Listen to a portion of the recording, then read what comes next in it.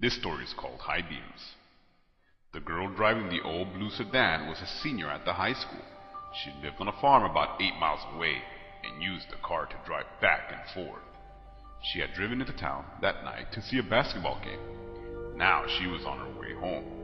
As she pulled away from the school, she noticed a red pickup truck follow her out of the parking lot. A few minutes later, the truck was still behind her. "I guess we're going in the same direction," she thought. She began to watch the truck in her mirror. When she changed her speed, the driver of the truck changed his speed. When she passed the car, so did he. Then he turned on his high beams, flooding her car with light. He left them on for almost a minute.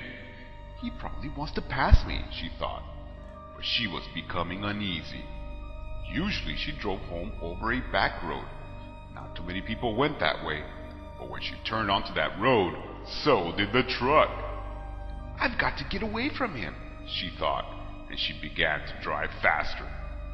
Then he turned his high beams on again. After a minute, he turned them off. Then he turned them on again, and off again. She drove even faster, but the truck driver stayed right behind her. Then he turned his high beams on again. Once more, her car was ablaze with light.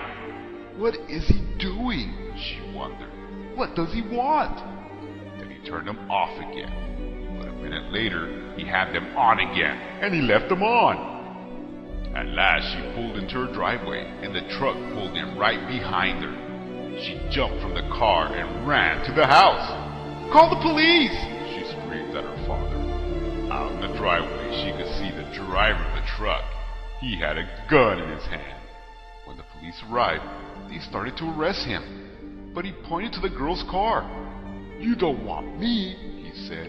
"You want him." Crouched behind the driver's seat, there was a man with a knife.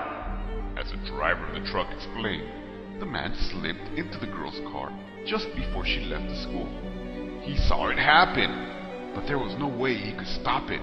He thought about getting the police, but he was afraid to leave her, so he followed her car. Each time the man in the back seat reached up to overpower her, the driver of the truck turned on his high beams. Then the man dropped down, afraid that someone might see him.